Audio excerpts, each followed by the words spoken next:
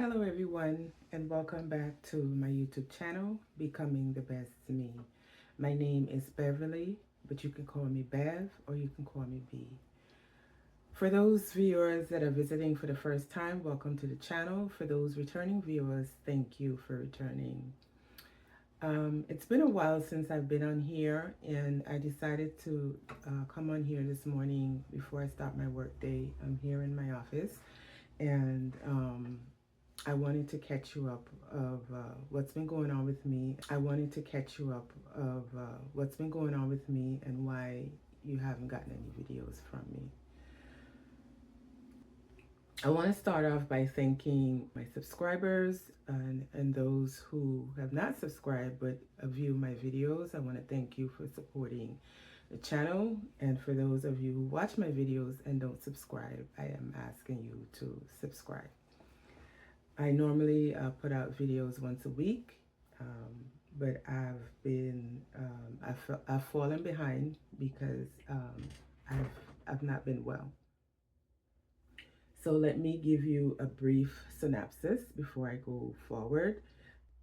Again, my name is Beverly. I started my journey on Zepbound January 26th of 2024. So that puts me at about 11 months on the journey, on my weight loss journey. And I started on Zepbound 2.5, and I did 4 weeks of 2.5, 4 weeks of 5, and because of cost, I switched to compound Tirzepatide, and then through the telehealth company, Join Fridays. So before titrating up to 7.5, which that was compound, I stayed 3 months on 7.5. I stayed 4 months on 10, and 10 gave me the most difficult time. I suffered with nausea, no vomiting, but severe nausea. And I believe it was because the pharmacy was switched on me, because until then I had no issues with nausea.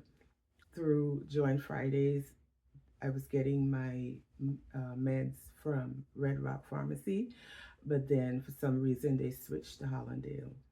And from the time the switch was made, I started to experience nausea. So with my virtual doctor, she suggested that I take half doses, which I started doing, and that kind of eased the nausea a bit. Eventually it subsided, so I'm no longer dealing with that. So I stayed on 10 milligrams for 4 months, doing half doses, and I was also stretching out my dose to 10 days. And then I titrated up to 12.5, I believe around October. So I've been on 12.5 until currently. One of the things that I continue to do is to stretch my medicine out. And this time I'm stretching it out not because of the nausea, but because of financial reasons. I was unemployed for a bit, and I was able to maneuver some things in order to continue to get my medicine. But it has become a little bit difficult for me. So I started to stretch my medication out so that I, make it last longer. And it's been working for me because I still get good appetite suppressant, and it's doing what it needs to do. So I started a new job, and that's one of the things that have taken me away from the camera. Even though you may have a skill set and experience in certain areas, and you have a profession, when you start with a new company, their policies and procedures are different. So it takes time to get familiar with how the company does things. So that's one of the things I've been dealing with this new job, and kind of getting a handle on my work schedule. So now that kind of past that and getting a handle on my work schedule, I kind of know how I need to maneuver myself as far as getting my videos out every week.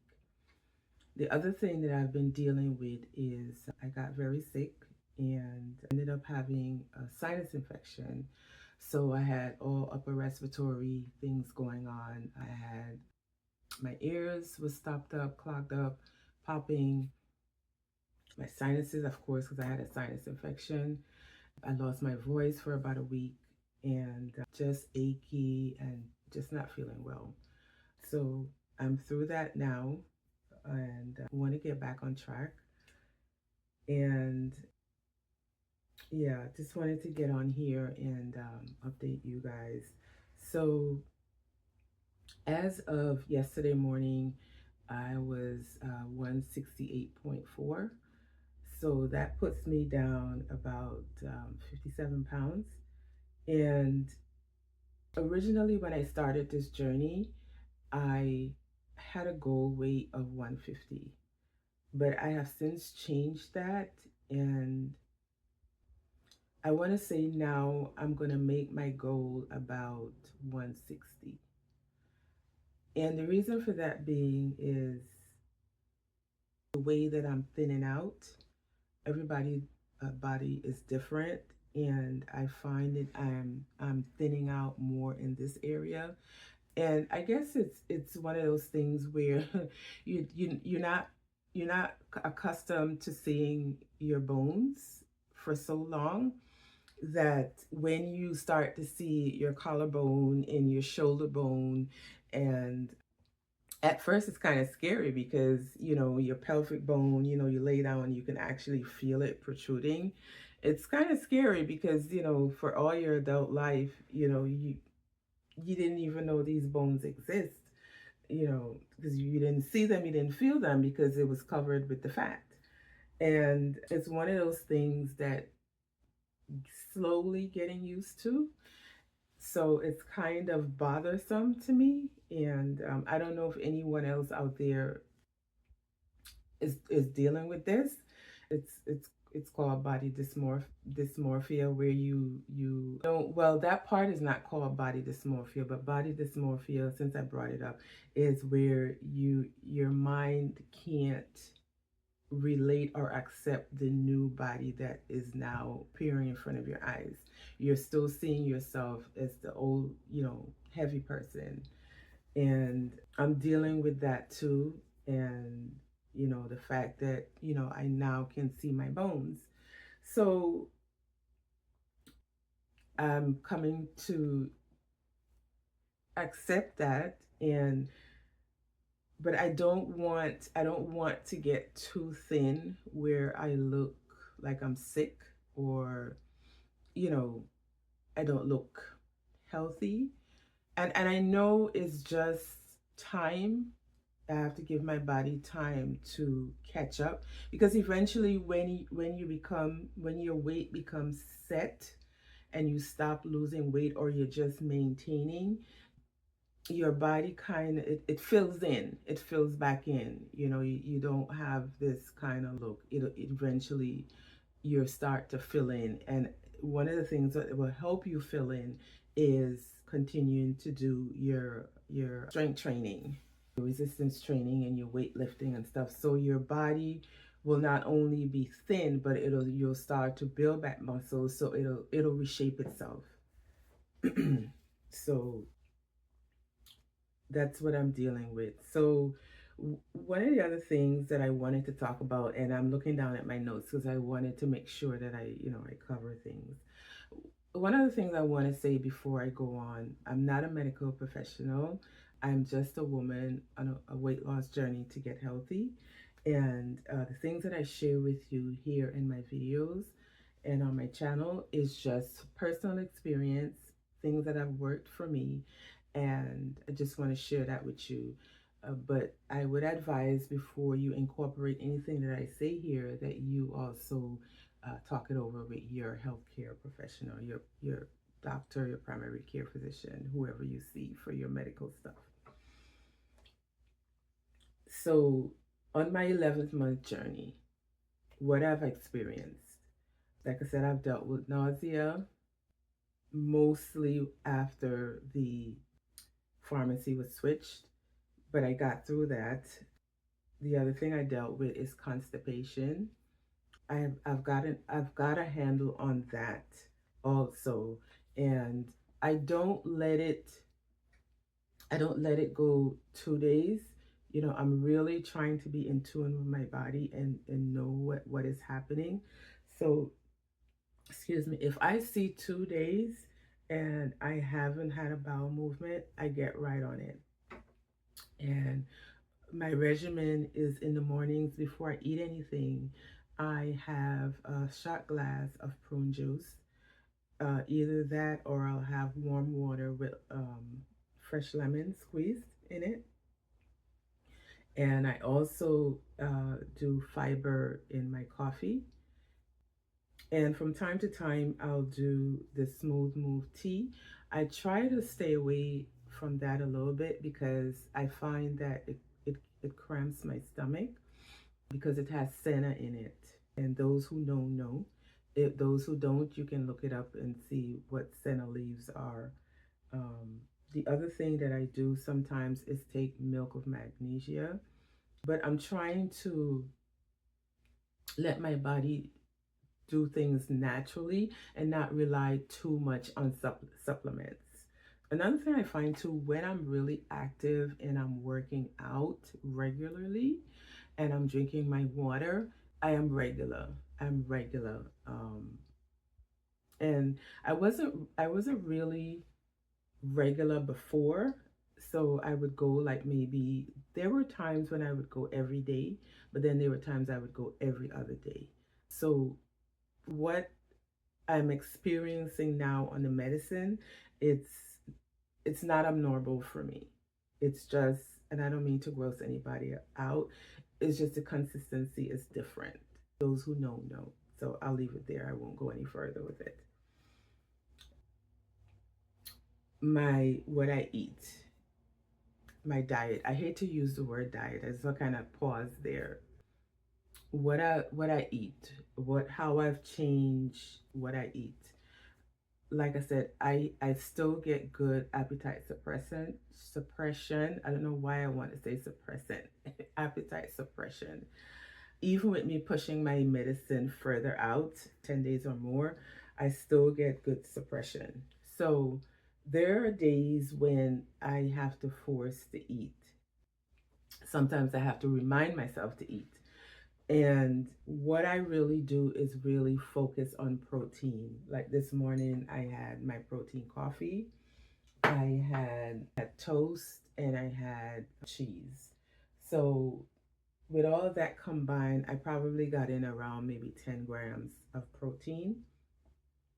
And that's usually my regimen in the morning. If I'm not having that, I may have eggs, or I may have my overnight oats, or I may have, you know, just my coffee. But I really try to eat something in the mornings because I find that when I work out, I'll I'll not be hungry. It's like I'll have a protein shake before I go to the gym, and when I come back, I'm not hungry. And the other thing too, I try not to eat too late. And most times I'm getting to the gym around 5:30. So by the time I get back here, it's like between 7:30, 8 o'clock. And I try not to eat that late because the other thing is that when you have that feeling of fullness on this medication, it's not a good feeling. And I can't lay down feeling that way. So I try not to eat too late. So most times when I'm going to the gym, I'll have my breakfast, lunch, and then I'll have something else right before I go to the gym. Like not right before because I can't work out on a full stomach either. So I'll have either a protein shake or some cold cuts, something light.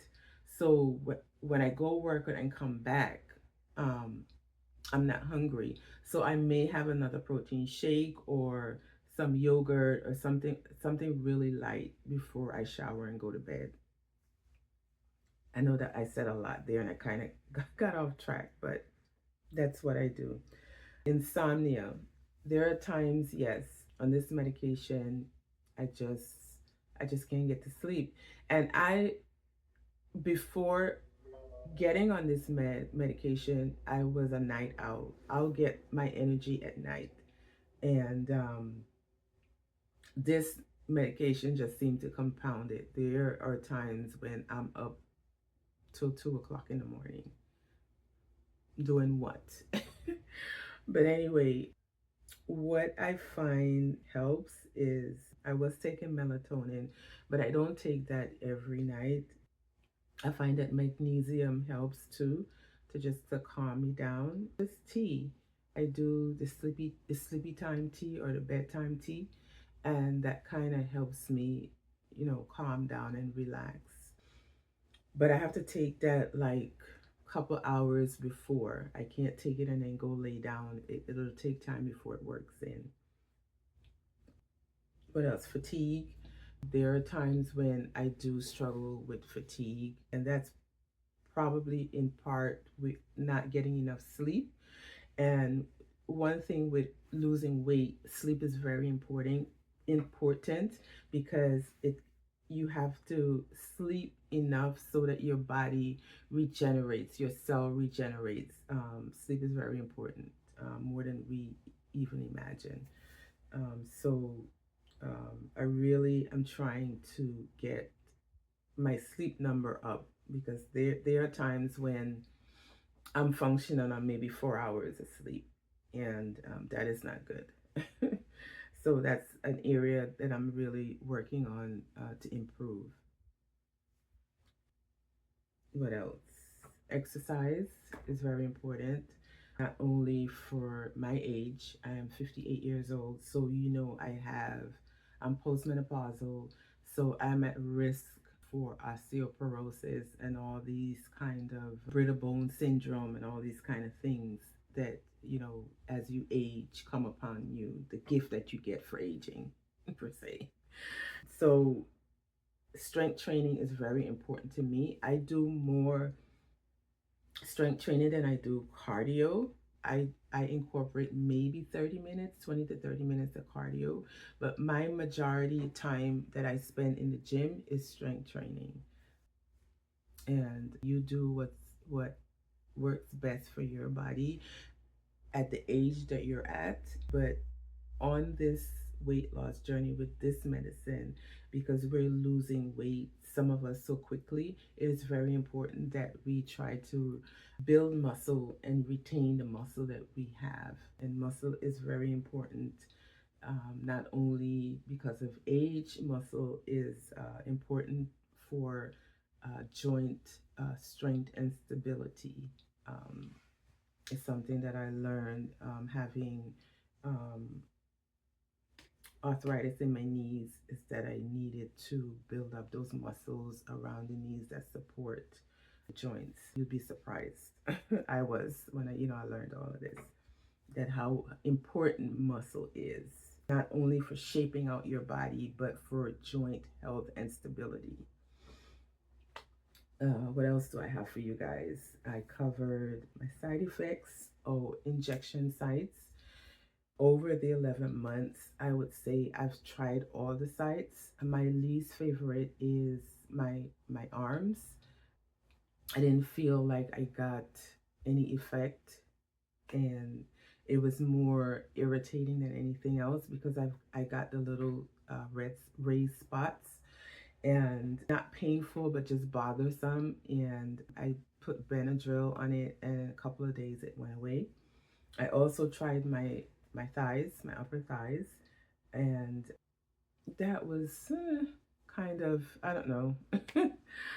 But I've really stuck to my stomach, and I rotate my stomach, and I've found that that has gotten me through the journey. That has been the most productive site, if you want to call it that. And like I said, I rotate, And I've even gone a little bit to the side, not the love handles, but a little bit to the side. And because I have stretch marks on my stomach. And one of the things that I had read is that you shouldn't inject into the stretch marks. But I've done it. I squeeze really hard. I inject. And once I inject, I release a little bit. And you know, I give myself the medicine, and it has worked for me so far. I don't know about anybody else. I'm just sharing what worked for me. Like I said, I've gone a little bit over to the side. It continues to work. What else? I have taken my last injection Sunday past. And like I said, for financial reasons, I'm trying to figure out how do I go forward as far as getting my meds. So, what I think I may do, I have since left Joint Fridays again because of cost, and I'm looking around to see who has the better pricing. A lot of people, a lot of telehealth companies are doing these bundled packages, and these bundle packages, I think Zappy Health and Orderly Meds. I think one. I think it's Zappy Health. Is you can buy up to 9 months. I think, and Orderly Meds. I think you can buy 3 months supply. And everybody's kind of like stockpiling because of this looming December 21st date.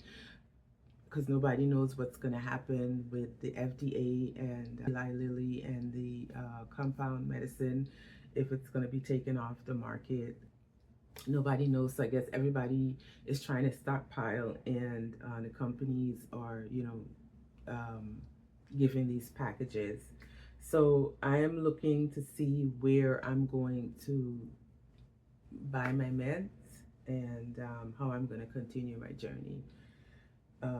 So I'll probably make that decision in the next couple of days. I don't have much time because I don't know what's gonna happen if they're gonna say the telehealth companies can't compound the medicine anymore. So I don't know. I need to make a decision really quick because I want to be able to continue and at least have some medicine on hand to say, even if I decide just to go into maintenance. I kind of feel like this whole journey has been like the have and the have nots, because it's like some people are paying full price. some people some people pay full price for the name brand.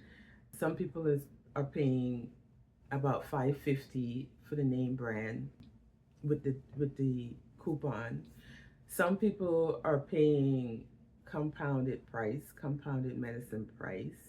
Some people are on the insurance is paying, some paying 25, some paying 50, some paying 100, some paying 125. I've heard all different type of numbers. And it's like it's all over the spectrum. And I kind of feel like, it's like the have and the have nots. Some people, they don't have to worry about it. They get the insurance pays for it, and they get it. And other people, kind of like me, where you have to figure it out financially, how you're going to get your meds and continue to lose weight, because it's not only about the weight loss, it's about getting healthy. It's about being at a healthy stage in your life where you don't have all these comorbidities. You don't have hypertension, you don't have diabetes, you don't have PCOS, you don't have rheumatoid arthritis, you don't, it's so much more about vanity. It's about getting healthy, and it's kind of sad that our healthcare system, is set up the way it's set up, that you have to be basically sick and dying of all these comorbidities before anybody looks at you. And even then, they deny stuff. It's just like deny, deny, deny. You know, it just blows my mind, and it makes me crazy when I think about our healthcare system. You know, because I've paid in to healthcare all my adult life, and even though being overweight, I'm a pretty healthy person. So I have not really used the money that I've paid into the system. And, you know, now it's like you get nothing back. It's kind of like car insurance and homeowners insurance. You pay, and you never get back what you pay in. And when it's time for you to file a claim or to get something out of it, it's like the hardest thing ever. It's worse than pulling tooth. But anyway, that's my rant for the morning, and so that's where I'm at. I am feeling better, and I'm gonna get back on track and putting out my videos once a week. I've already got some stuff. I've got the scripts written. I've got the thumbnails made. It's just for me to get on the camera and make the video. So look for more things to come from me. I need to go ahead and start my work day. I'm a little bit late. So I'm going to leave the video right here. And as I usually end my videos, remember, take time for life's simple pleasures and share a smile. Until we meet again, goodbye, friend. Thank you for joining. And please remember to like, share, and subscribe. I am really trying to get my videos pushed out to more people and to get more engagement. And by you liking and sharing and subscribing, it moves the algorithm. The algorithm will push the video out to more people. So I'm just asking you to continue to support the channel and to like, share, and subscribe. Thank you for joining. Until we meet again, goodbye, friend.